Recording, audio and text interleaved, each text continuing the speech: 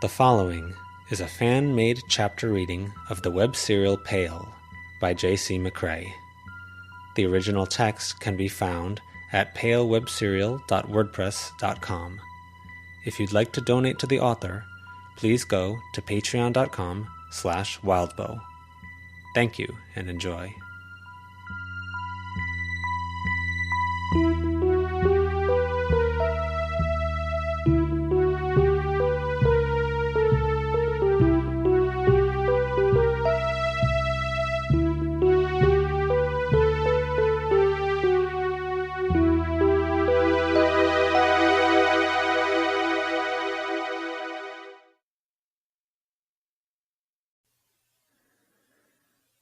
Vanishing Points 8.1 Lucy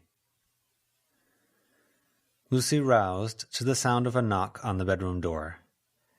She didn't wake, exactly, because she had woken up at 5 and startled Avery awake when she'd gotten up to head to the bathroom. They'd talked momentarily, and then they'd settled, forward to a bed, Avery, Verona, and Snowdrop sleeping, while Lucy sat, butt beside the pillow, back to the wall, thinking the kind of muddled thoughts that happened between 5 in the morning and... She looked at the clock. And almost 9. She pulled out her earbuds, put her phone aside, and made herself get up. Once up, she checked she was decent enough to answer the door, and unlocked it, opening it. Raymond Sunshine stood on the other side, tall, narrow, long hair combed close to the scalp up to the point it no longer touched the scalp and went a bit wild. His eyes were hidden by his red sunglasses, and the rest of his expression gave nothing away. "I'm doing rounds, checking on every room of students who haven't woken up already and started breakfast," he told her. "We're alive. We're mostly intact. Tired," she told him. "Good, acceptable, and a bit of a shame, respectively," he told her.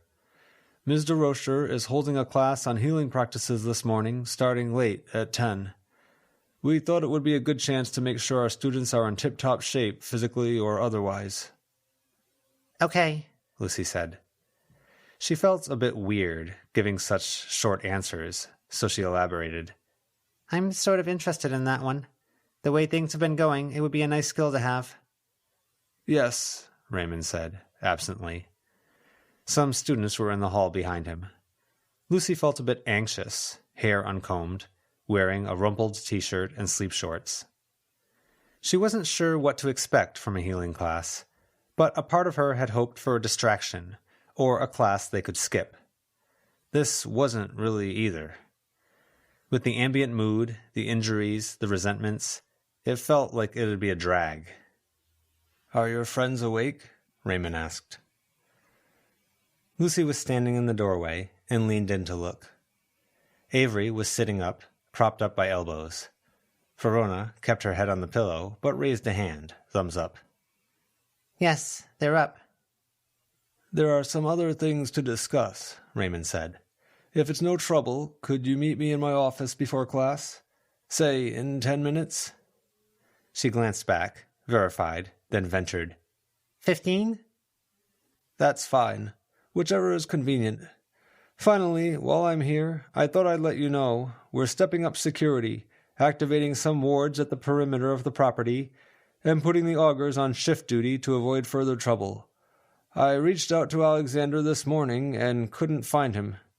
I don't know how concerned you are about him, but you should know that we're keeping a close eye out, and I don't think you should have any immediate worries." Lucy had worried about this, or about something like it. The inevitable questions or prodding. She'd thought panic might grip her, or she might say or do something weird, or flinch, her expression giving something away. Her expression didn't change at all from its default, slightly pissed-off frown.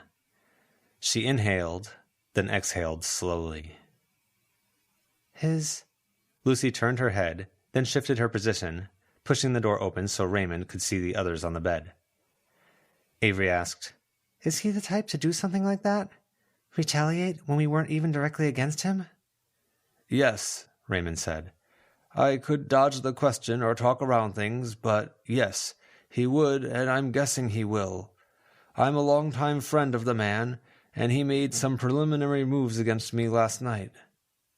"What kind of moves?" Avery asked. "Political ones, with political types who sometimes eliminate their political problems. But that's not a topic for when you're barely awake. Shower, dress, eat, do whatever you need or want to do. I'm going to check on other students and then head back to my office. Barring emergency, I intend to see you there in 10 to 15 minutes. Lucy nodded. Raymond moved on. Lucy let the door close by its own weight. "So we have that Alexander thing happening, I guess," Verona said, mushing her face into a pillow and dragging Snowdrop halfway across the bed to hug against her chest. Snowdrop stretched out all 4 legs toward the ceiling for a moment before relaxing. "I want to say sarcastic things right now," Avery said, stretching. Lucy visualized Alexander lying in the dirt, body unable to lie even completely flat because an arm and a tree branch were beneath him. The damage from the gunshot was more than just about any movie she'd seen, and she'd watched a lot of horror films. She didn't want to visualize it, but she did. She'd tell them after. It was calculating and awful, but them having no idea made selling their non-involvement easier. The mental image had a vivid nature to it that beat out even that crisp mental picture of her mom sitting on the edge of her bed after Paul had left. She'd slept with her earring on, and somehow it hadn't gotten sore or bothered her. Now she could hear Raymond across the way, talking to Georgia and Talia. The way the 2 girls talked, voices almost overlapping as they answered questions, no hesitation, no barriers, it sounded like they'd made up. One good thing to come from last night's resolutions. To get the mental image out of her head, she turned to music, getting her phone and headphones and sticking one of the earbuds into her ear. It was a purring, grungy, gothy sound, percussive sound, heavily processed and loaded with lyrics her mom wouldn't be happy about. Might even get her grounded. It was good, though. Distracting from the visual, the lyrics pulling her brain away from things. It didn't fit the mental image, and was almost like she was attacking it. "Come on. Meeting with Raymond shortly, then class," she told the others, leaving no room for disagreement. The others picked themselves up. Lucy put the other earbud in, drowning out the visual with music. She got her clothes and her hair and makeup stuff, then headed to the showers. Verona caught up with her a short distance down the hall, stole an earbud, and popped it into her own ear, prompting a look from Lucy. Lucy glanced back, saw Avery trailing behind, carrying an opossum-formed snowdrop. Including Avery was important. She pulled out the remaining earbud, rubbed it clean on her shirt, and held it out. I don't want to be a bother." "Be bolder about what you want," Lucy said. "I can handle me." Verona took the phone, and Avery put the earbud in, sharing the cord with Verona. Lucy pulled off her earring, tapped it against the phone, and murmured, "Listen." The earring picked up the music, as well as any earbud, to both ears. Lucy's head bounced with the music as she led the way. She smiled when she looked back and saw how scandalized Avery seemed to be. "You seem so pure," Verona teased. "I'm not that pure." It felt like nothing fit, that everything was at odds. The sexy music warring with a mental image that was almost fighting to stay in Lucy's mind's eye. The school so tidy, when it had so recently been at war. The playful banter between the others, when students kept giving them sidelong glances. Like glances Lucy had gotten all her life, just condensed into one short walk to the showers. There weren't many stalls open, but with one open, the others encouraged Lucy to take it because she took longer. She did, and kept listening to the music through the earring. Midway through pulling her sleep clothes off, she got a good look at her arm in the light that came over the door. It looked bruised, and still had traces of the coloring from the nettle wisp, and she wasn't sure which was which. Her lip was still split, tender as she touched her tongue to it. She'd been knocked to the ground, pushed around, grabbed by the throat, and fatigue settled into her, settled into all those sore points, real and imagined. She might normally have stood under the stream of the shower, taking a few minutes to rinse and think about nothing. Instead, she used every moment of the shower to do self-care, to take care of hair and skin, her mind thinking forward to what she might anticipate from Raymond. She dressed in the clothes she'd hung up just before showering, any minor wrinkles smoothed out by the humidity and a pass of her hand. The others were in the shower as she emerged. She dried her hair using a t-shirt, because it was gentler than most towels, and produced less frizz, then covered bruises with some of the same concealer she used on her face. Couldn't do anything about her lip, though. Yadira took up a spot at the sink, further down, pulling her hair into a ponytail at the same time Lucy was doing the same. Lucy was very aware of how cold Yadira's sidelong glances were. If it weren't for the music, then Lucy might have snapped at the silence, and that fact surprised her. The others caught up, and Lucy gathered up her stuff. Some students were already camped out in the main classroom, more than half an hour before class, sitting on benches and talking, some eating or finishing off juice and tea. More sidelong looks. The western hallway of the school, at least, was for senior students and staff, and was fairly empty. A bit of reprieve from the stare-down. Lucy knocked on the door to Raymond's office. The door opened. The layout had changed somewhat. Furniture was arranged in the center of a main room, surrounded by floating screens. Raymond was talking to a mannequin-like figure who stood on a pedestal. He beckoned them in. Yes. If you can, just get back to me with availability and any fees. The school can provide up to a point. Lucy, Avery, and Verona took seats in the cushioned chairs. Snowdrop hung back, standing behind Avery's seat. Thank you.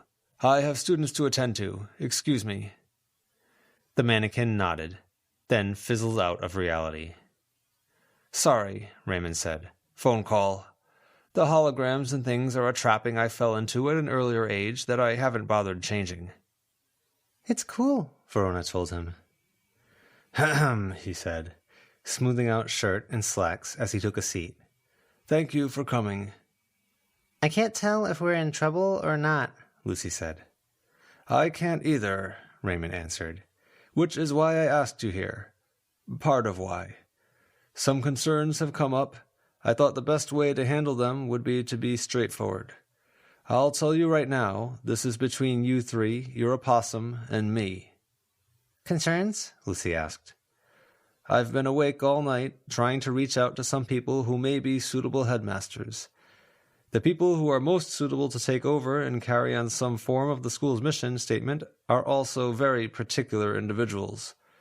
2 candidates stand out, and to ease their transition and ensure I'm prepared as I engage in these hours of phone calls, I've been familiarizing myself with the school and how it's being run. Some I already knew, some I'm just now learning. Sounds like a lot, Avery said. If you're doing all this, why not just become headmaster? Verona asked. Because I would like to have some semblance of a life when I'm not working. This is manageable for a few weeks or months, but I'd shorten my lifespan if I kept it up for long. Especially with those all-nighters like you're describing, Lucy said. Yes. My brother's talked about having to do those. Alexander kept me and Ms. DeRocher informed about things like the teachers we'd invite in as guests, resources and trips we'd carry out, and the renting out of workshops to graduate and senior students. Sometimes we take on bigger projects as a school and use workshops for that, committing students like Reed, Y, or Amin to oversee them and bring in necessary individuals. Deciphering threats, remote bindings, and scholarly work that standalone families can't do. Super interesting, Verona said. Perhaps. Alexander managed other things himself, including incoming student lists, reaching out to new students, sponsorship from larger families, interactions with lords and other powers, whenever we might be taking any action that would draw their attention, staffing, funding, and general finances.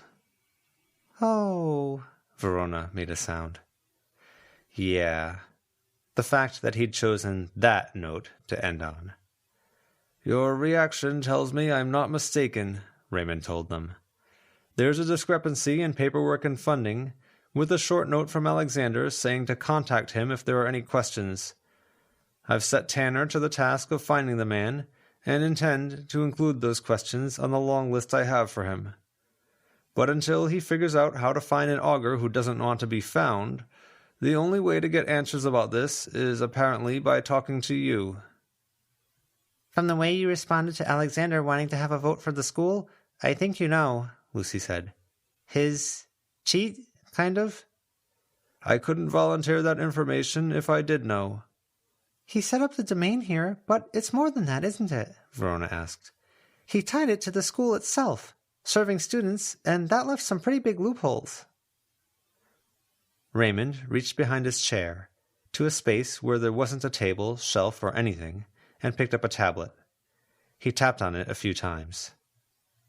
He messed with Avery in our hometown, Lucy said. We called him out on it. Said we had a right to be students because of that loophole. Then he couldn't really come after us or leave Avery out to dry like that. I see. Even if you aren't paying tuition. He could argue the point, but if he does, he damages his domain and claim, if worse doesn't happen. Our leverage for being here was that we could tell other students they could technically attend for free, Avery said. I'm glad you didn't. That makes my life easier. I do have to tell you that I'm afraid this leverage only works if Alexander is headmaster. Crap, Verona muttered. Thank you for your honesty. You could have evaded, and I have enough minefields to deal with without you three being another set. 2 possible headmasters are lined up, and I know them well enough that I don't think this tuition concern will be ignored. Double crap, Verona said. How much is tuition? For the 3 of you, $21,000 a term. Okay, Verona replied, blinking in rapid succession, her eyebrows going up until they disappeared behind her bangs. She looked at Avery. Want to rob a bank? What does that mean? Lucy asked Ray. That it won't be ignored. What it means depends a lot on your answers to my other questions, Raymond said, putting down the tablet. I don't know you. I have some sense of you from our past interactions and from how you conducted yourselves last night. Zed likes you, and I like Zed, but he's sworn to secrecy, as is Bree. Nicolette has run into you, but won't say anything, and she won't let me talk to Seth, who is forsworn and could tell me, even if Oates still holds some sway over him. What happens if we give the wrong answers? Avery asked. Wrong answers could be cause for expulsion right here and now. The Blue Heron Institute might try to handle you, at least until we can extract more information and some necessary oaths from you. Extract as in torture? Avery asked. Extract as in extract. We have a number of augurs still in attendance at this school, Raymond said. But given the severity of an attack of this potential style and scale, I wouldn't rule out torture either. I'd argue against it for what it's worth, but I wouldn't necessarily be in charge. What the heck kind of answers would those be? Verona asked. Zed mentioned to me at one point that students were speculating about you. They thought you might be Oni-related. Oni and practitioners don't traditionally get along, and it would make some sense if you were actually here specifically for what happened last night, the removal of one headmaster. Lucy's thoughts went to Alexander, before she reminded herself that he was talking about Bristow. Raymond lifted up his sunglasses, and he was looking at her, studying her with eyes that looked as tired as she'd felt when she'd been getting ready for her shower, feeling all her sore spots, injuries, exhaustion, and little traumas in one total feeling. I'm glad it bothers you, he told her, that it happened and that you had a part in it. It's pretty spooky, Avery said. Lucy pressed her lips together. The split on her lip stung. She licked it. Verona shifted position, but she maintained a pretty serious poker face otherwise. Do you believe that? Lucy asked. That we came here for that reason? Raymond Sunshine shook his head. Good, because we didn't, Lucy told him. But I do worry, he said. You might have been directed here unwittingly. Oni or other forces like Oni might want to hurt the school. Certain practitioners or ex-practitioners would want us out of the way. That word, ex-practitioners, it said a lot about Raymond's train of thought. Lucy tried to keep her expression still, but her eyebrows drew together, and she wasn't sure how to put them back to normal that wouldn't be too far in the other direction. Concerned or worried. He went on. You awoke relatively recently. You have a lot of power and a large number of contacts, and your arrival was followed by the handling of the devouring song. Hungry choir, Lucy said. Sounds better. Convention has sway, and both urban myth sites and practitioner circles have been calling it something else. Either way, you struck very close to the heart of this hungry choir very quickly. I worry you're striking at the heart of this school in a very similar way. Which is how you get to us being imprisoned, bound, sworn to oaths? Lucy asked. If true or close to true. Well, Lucy said, looking at the others. Let's try to make it clear that's not the case, and soothe those worries. I'd love to, Raymond said, sitting back, setting one ankle across his knee. With his long legs and the framing of the chair, it was pretty effective. He set the sunglasses back in place. What can you tell me? That's a pretty big question, Verona told him. A lot of practitioners would be protective of their family stuff and secrets, I think. They are.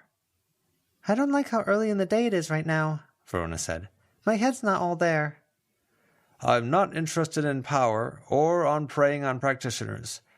I want to ensure the school is safe, that things transition smoothly to a new headmaster, and that students are safe.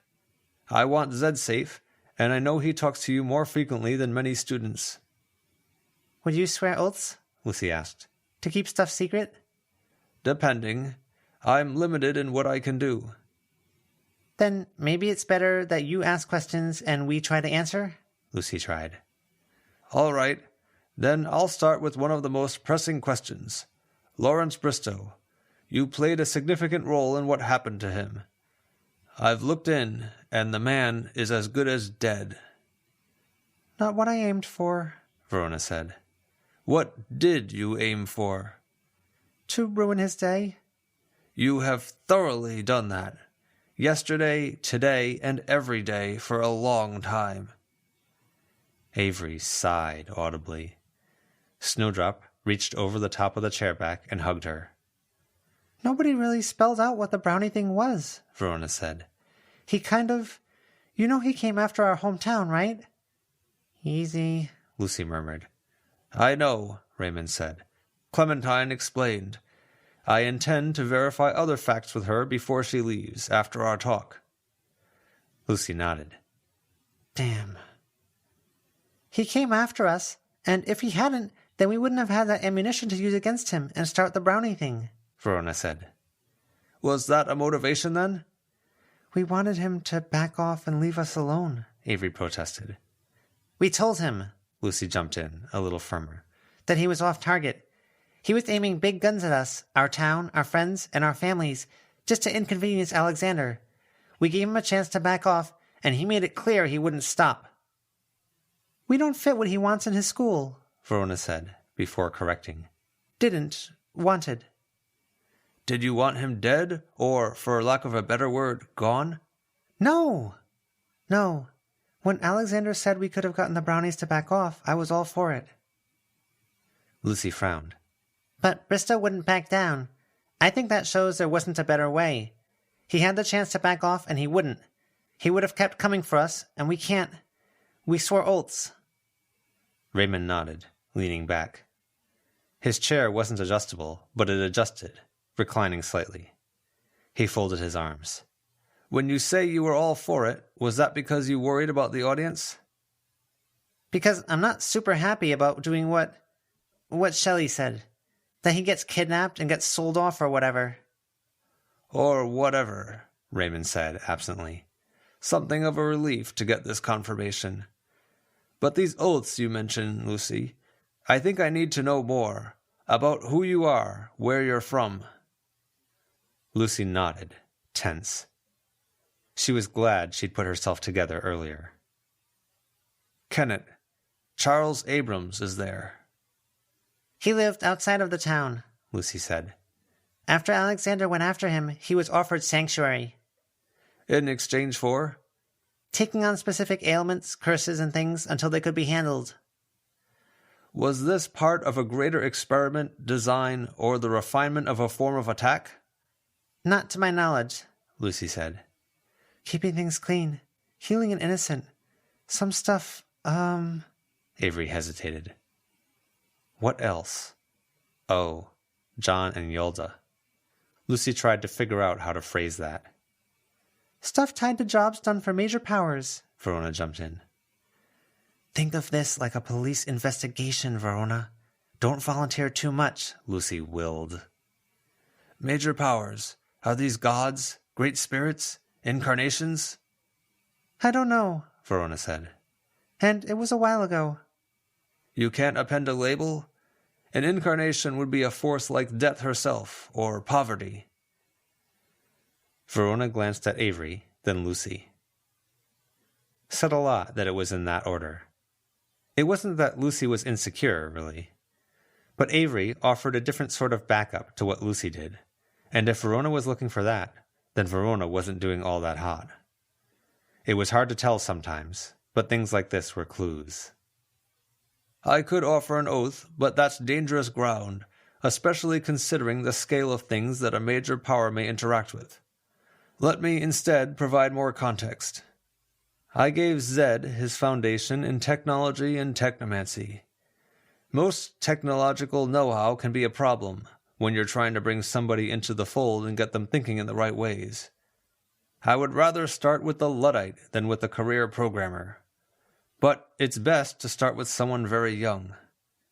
In any event, I taught Zed most of what he knows, and I took responsibility for awakening him.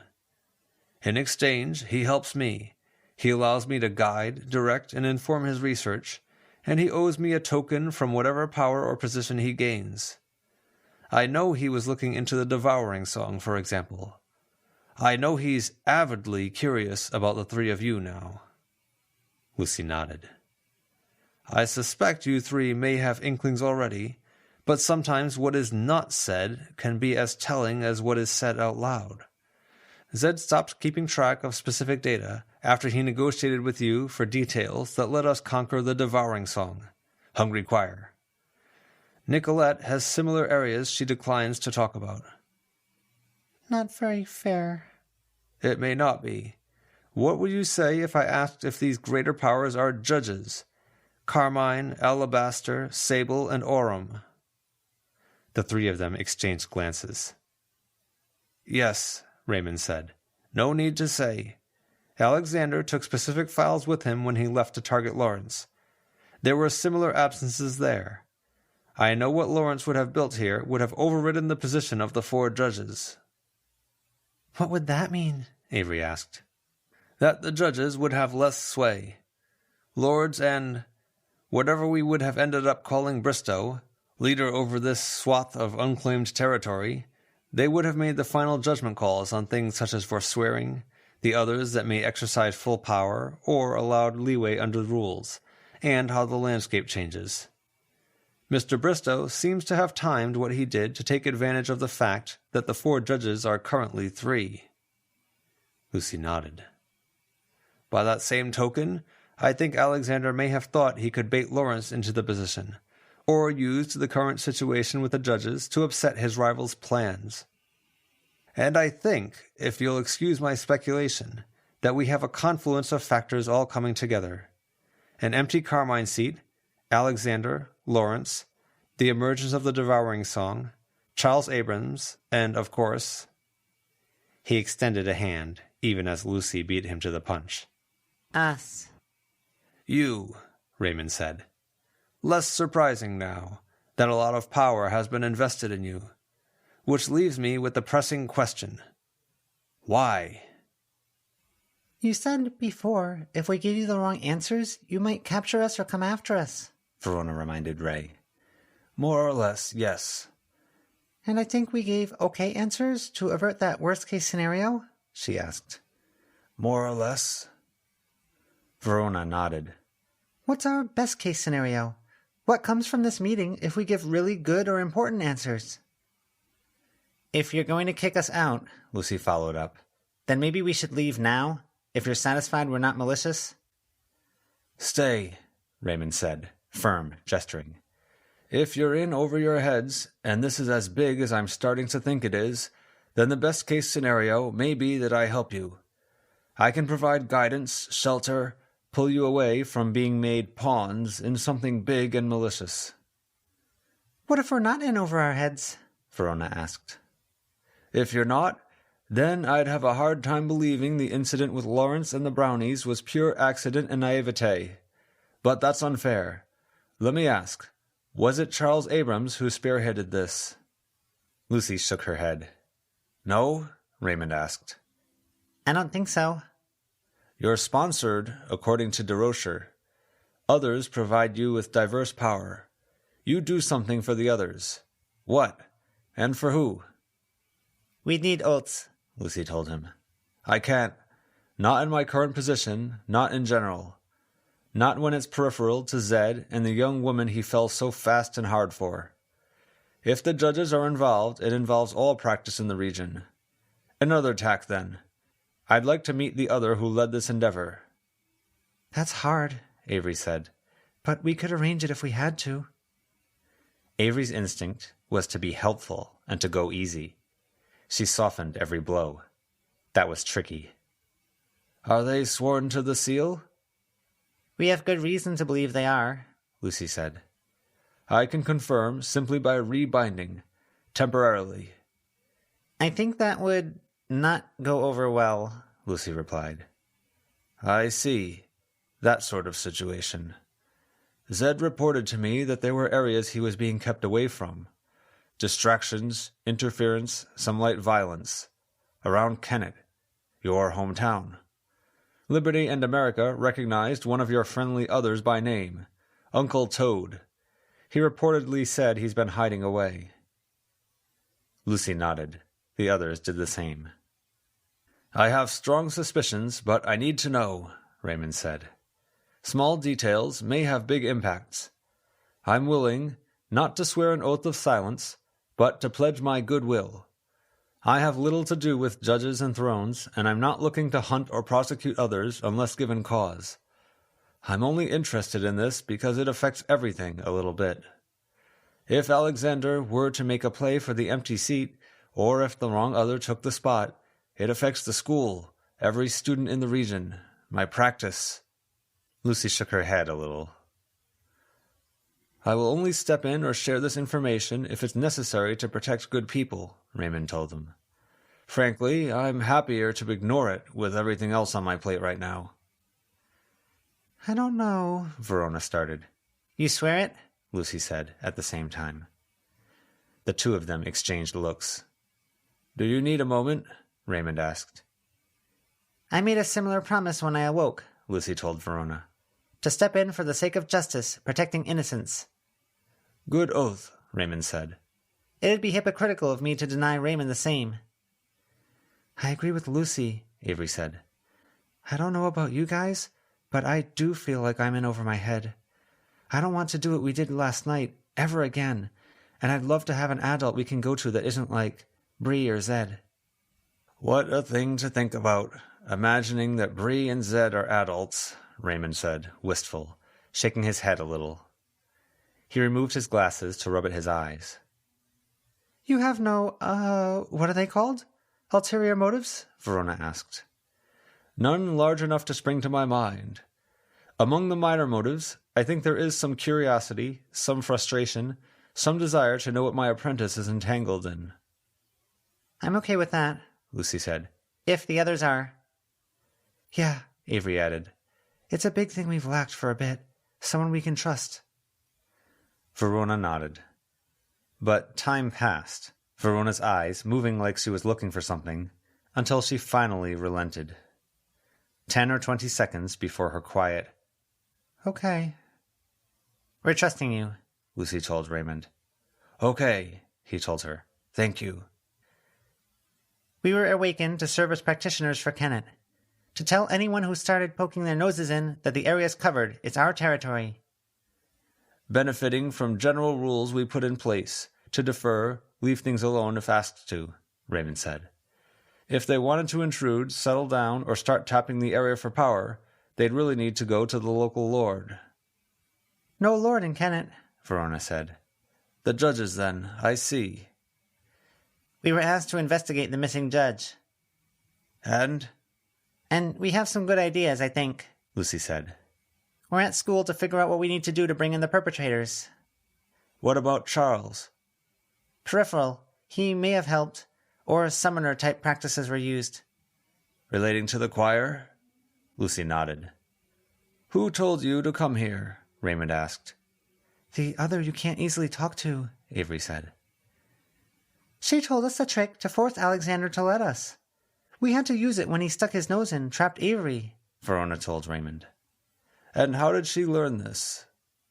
Verona shrugged. We don't know, Lucy said. She knows a lot about a lot of things, Avery said. We think others allowed us to be picked because we're children, Lucy said. And they thought we'd need a lot of help or we'd be likely to fail. But she picked us because she thought we'd be very good at this. Raymond sighed. We need to study a bit more without distractions, Verona said. Then we do our job, find the perpetrator or perpetrators, and that's it. That's our big plan. I believe you, Raymond said. My concerns lie elsewhere. Students described this Uncle Toad as very canny and world-wise. Your patrons seem to be evasive, hiding away from the world. I don't know what they're plotting or doing, and my efforts to find out have been mostly stymied. I don't think that it's nefarious, Avery said. Except for the murderers, but we're handling that. I want to ask you, then, one of my last big questions before your first class of the day begins. Is it at all possible that, even if you had no such intentions, you were led to come here to cause this kind of mayhem?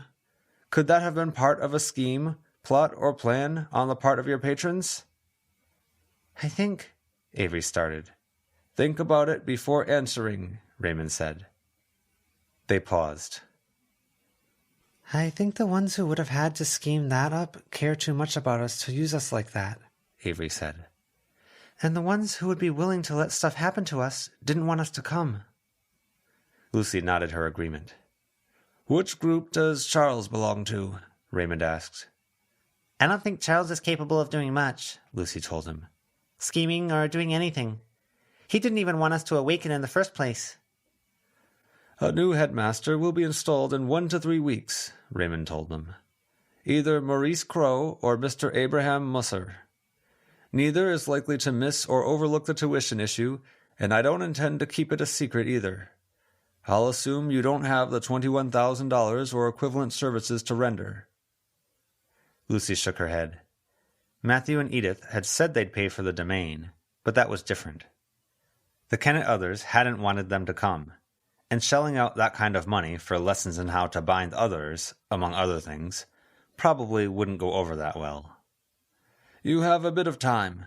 Not the whole summer, as you might have hoped, but some time, Raymond told them. You're going to want to make the most of it. In exchange, I want you to keep Zed from getting too entangled in this. Come to me if you need help, but... But you're busy, right? Verona asked. I was going to say there are political considerations. I can't be seen as taking a side, and apparently Alexander has notified outside forces that he thinks I did. You're not wrong in any event. I will be busy. I'll try to make time. Thank you, Avery told him. I'd like to see Charles. Will you go home to Kennett after you leave here? That's the plan, Lucy told him. Verona made a gurgling sound. I'll be in touch then, to arrange things. A lot happens at the end of summer, Lucy confessed. Apparently, that's the deadline for the Carmine throne to be filled. The judges will force someone to step in. Before then, so I'm not in the way, Raymond said. In the meantime, as I was saying, I imagine you'll want to study and use the facilities, but I do have another recommendation. What's that? Lucy asked. Mend fences and build bridges. There are a lot of hard feelings over what happened these past few days, and practitioners are, as a general rule, very wary about anyone who would do what you did to Lawrence Bristow, even considering the circumstances. Your stay here might not be easy as things stand. I intend to keep the peace, but I can't make guarantees, and I can do little to nothing about much that happens if your tuition lapses and you're no longer considered students of the Blue Heron. You think they'd do that? Avery asked. Bristow had friends, and now you have enemies. Reverse this trend while you can, or it's something that can follow you well into the future. Now, I do think class is about to start. We'll be doubling up on teachers and teaching assistants to make sure we have everything square, so I'll be sitting in for this one. He stood, and they followed suit. Avery lifted a sleepy snowdrop to her shoulder. Lucy exhaled. Class.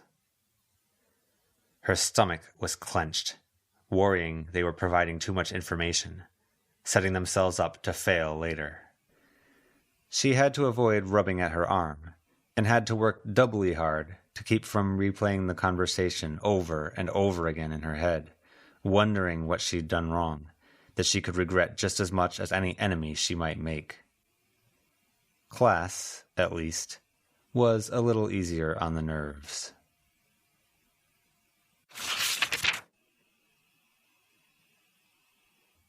The god walked across the stage, past his sister, his head ducking low so he wouldn't bang it on the beams that supported the roof, and took a seat at the stage's edge, hunched over a bit. Lesser others peeled away from him, taking to the air, grabbing onto beams, and cavorting around him. Humanoid figures with heads like lit matches, their hair a dancing and flickering glow, their heads too golden bright to have faces. His hair was similar, but his face was defined, etched more severely than a statue's, his eyes bright. Each bend and sudden turn in his blazing mane made the air in the rest of the room stir.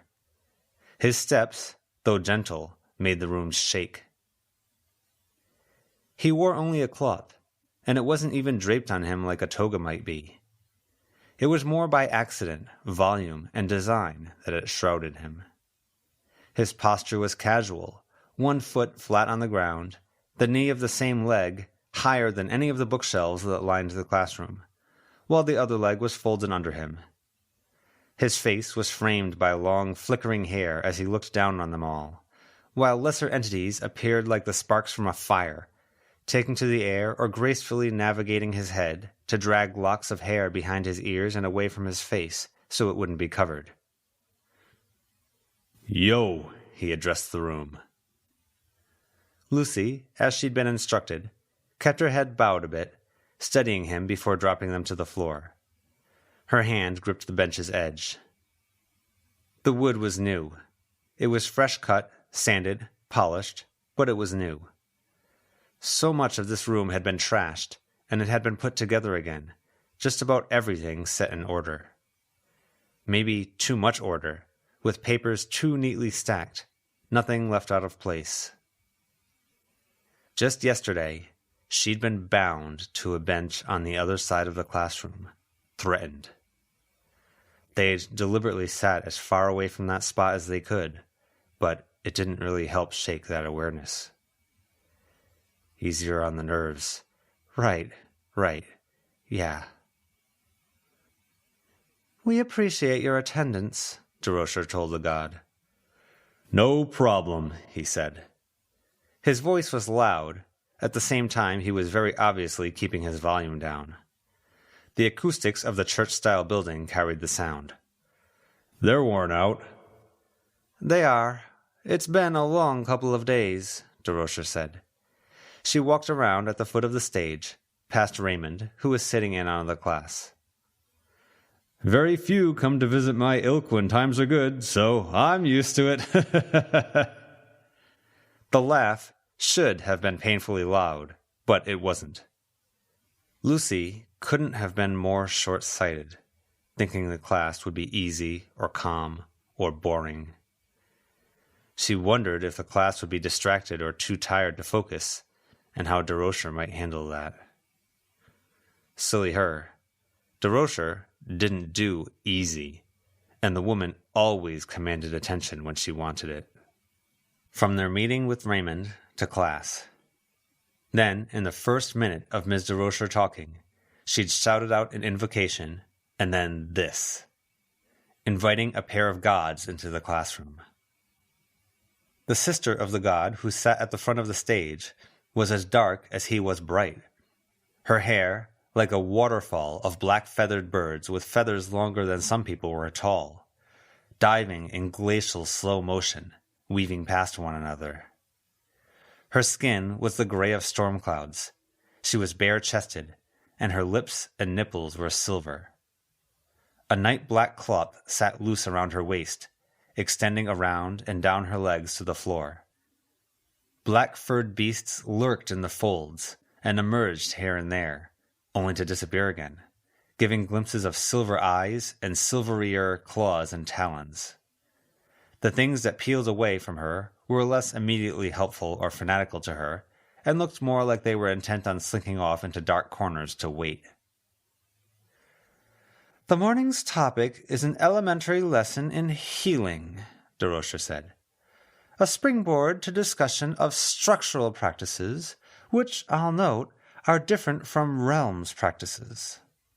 "Sounds fun," the god said. "Gods tend to send splinters or aspects of themselves to tend to minor matters," Ms. DeRocher addressed the class.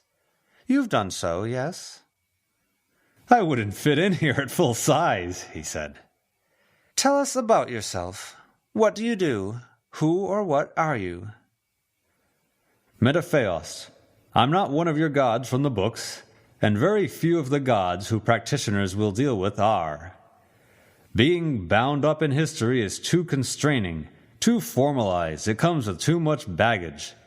You only find the best gods if you go looking in places unknown." He smiled. DeRocher looked up at him.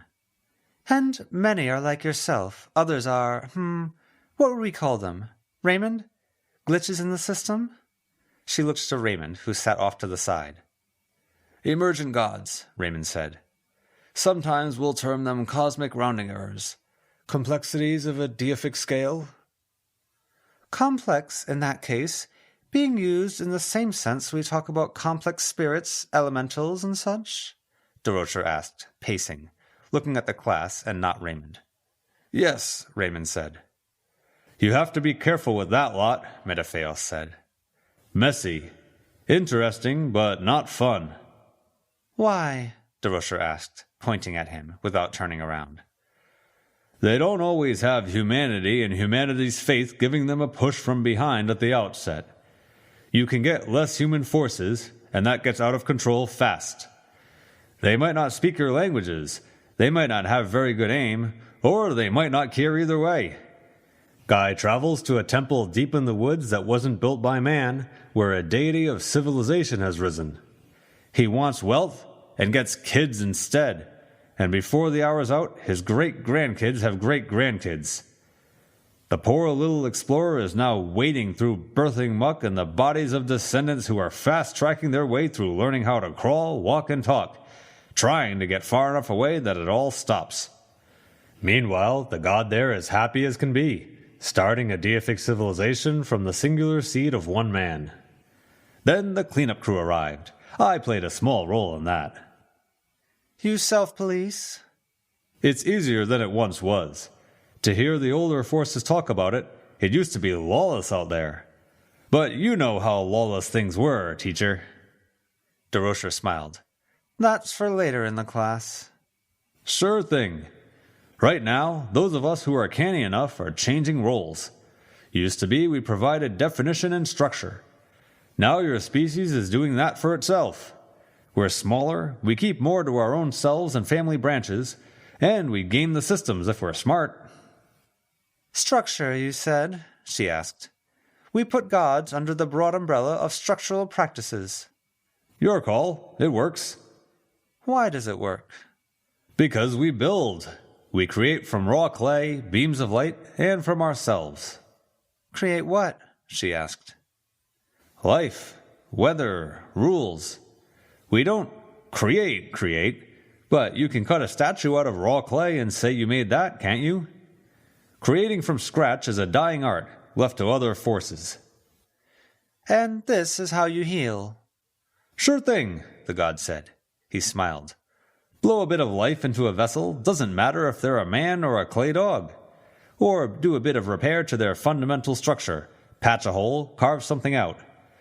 Most gods get to be gods because they have that faith backing them, and they have the tools to do that creating. Sometimes it's one and the other follows. Other times, we're like this, right out of the tin. Grown and gorgeous. Will you help us with the class exercise? I'll cover any deficits you find yourself at. No need, Miss DeRocher. The god waved her off. I'm not that minor. He held up his hands. A glowing sign began to form in the empty space before them. If you wish to mend or heal, say some words to that effect and call on my name. We'll get it done somehow. Pair up. Find the injured. If you can't, then find someone to watch, DeRocher said. Verona turned to Avery, tapping her own collarbone. Avery reached up to her collar and pulled it down. The cut was bandaged there. She'd placed the bandage against it and haphazardly taped it down. Verona laid her hands down there, palm against the back of one hand. Avery winced.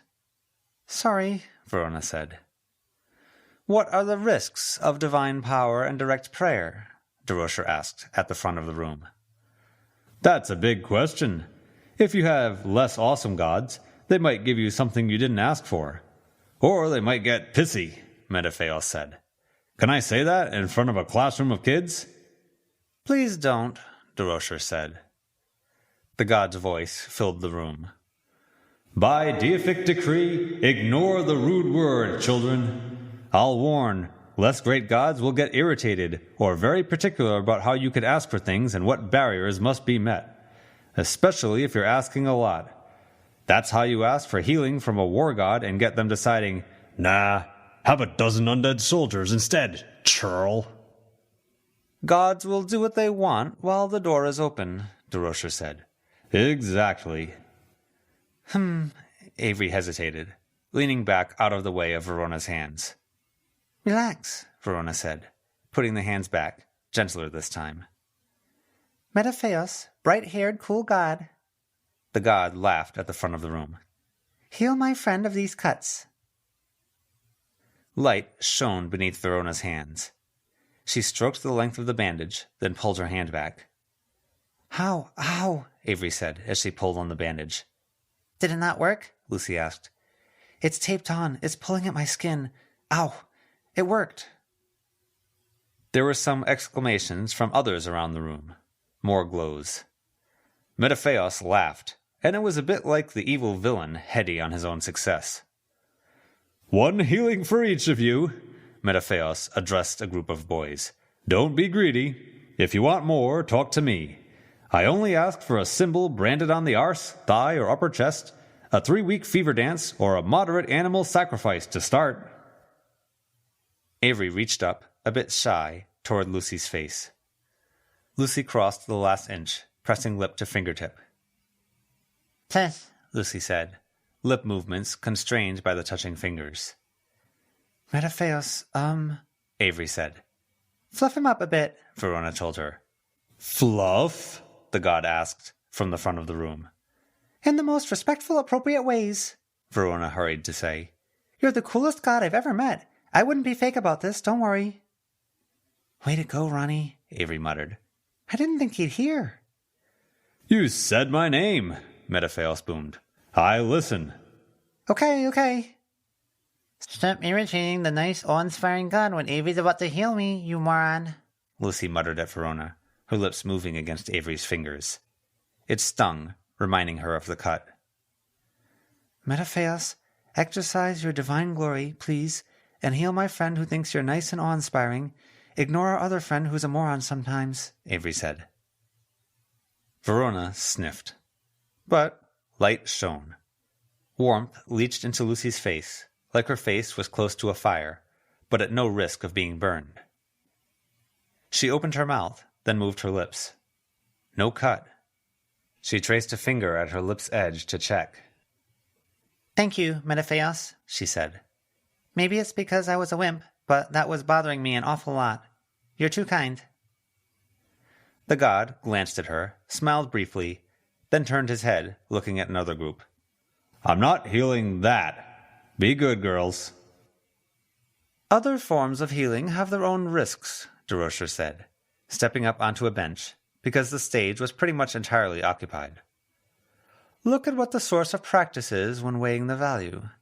The powers I tap originate from an age of primordial chaos, when light, land, sea, and sky mingled freely. As those things settled into layers, animals and other forces took form from the chaos. Gods gave it structure. The powers I tap don't necessarily know I'm drawing on them. The trick is tapping the right place in the right way, and the result is a flood of whatever it is I'm reaching for.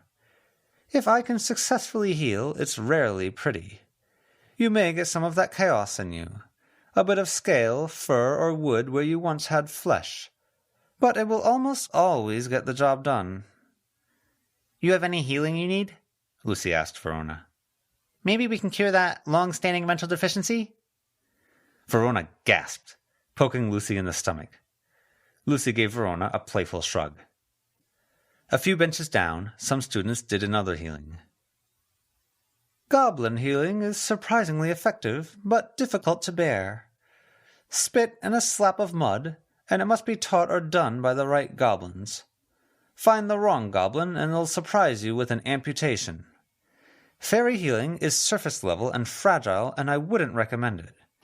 Glamour paves over the injury, and you could just as easily end up with a mystical abscess as a healing that reaches below that surface. Echoes can patch up the self if matched well, but rarely mend flesh, and they may even slow that healing. Better to turn to spirits who repair from the inside out, giving you fuel and fire. Wonder how that works with Edith, Lucy mused. I came out of yesterday mostly unscathed, Verona told her, unrelated, replying to the earlier offer. DeRocher went on. Put something elemental into a wound, and it's more likely to brew as a small storm within than to truly mend. A replacement spark of life sometimes, if you have nothing else. You could heal Snowdrop, Avery told Lucy. She's not too hurt, though. Maybe after? Lucy asked as she looked back. If she needs it? Snowdrop turned human, reclining on the bench, head in Avery's lap. I'm dying. I need healing now. Mercy. Yadira was at the back of the room. Lucy stood, giving Avery a pat on the shoulder and giving Snowdrop's foot a waggle. She walked over. DeRocher kept talking. And in fact, the abyssal may be related to the same kinds of primordial chaos I tap into, simply refined by time.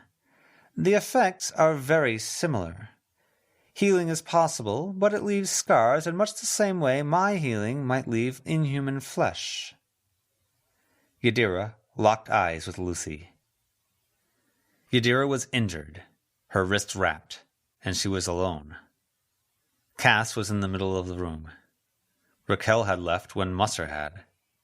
Nobody had walked over. Yadira's stance and expression might have scared off anyone willing. To Lucy's sight, it looked like the wrist hurt a whole lot. Threads of dark red watercolor shot up and down Yadira's arm, bleeding out to the point it covered a lot of her in darker shades. It swelled around the wrist in particular. The wrapping seemed to be keeping it rigid. Can we not be enemies glaring at each other? Lucy asked. I think we each get to perform one healing. Will you be mine? That wrist. You have no comprehension, do you? Yadira asked, looking at Lucy. She shook her head a bit. Lucy didn't respond. Bristow? The damage you three did? Yadira asked. Her expression changed 3 times, so fast Lucy could barely follow. Bewilderment at Lucy's reaction, then frustration, then anger. Get out of my fucking way! Lucy wasn't in her way, but she still stepped back. Yadira stormed off back in the direction of the dormitory rooms, leaving class early. The god at the front of the classroom watched, but said and did nothing. Lucy ducked her head a bit as he glanced her way. She didn't need more enemies. There were a lot of others watching her, too. They didn't have a lot of friends here. One of the people she was most familiar with was Yadira, and Yadira was more willing to have a wrist that sore than to make things okay again. They'd played games before, intimidating a bit, trying to look strong as a just-in-case. They'd scared off the sort of friendly types like Yadira's group. Now they looked strong, and they had no friends. Raymond, at the front of the room, talked to DeRocher, but his head turned toward Lucy. He was right. They were in a position to walk away with too many enemies and not enough friends. She'd underestimated how hard that would be to fix.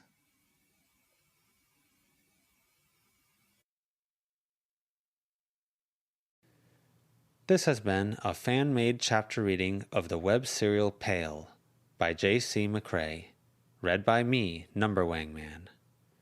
The original text can be found at palewebserial.wordpress.com. If you'd like to donate to the author, please go to patreon.com/wildbow. If you'd like to help with this project, please contact the Itai BM on Reddit. Thank you for listening.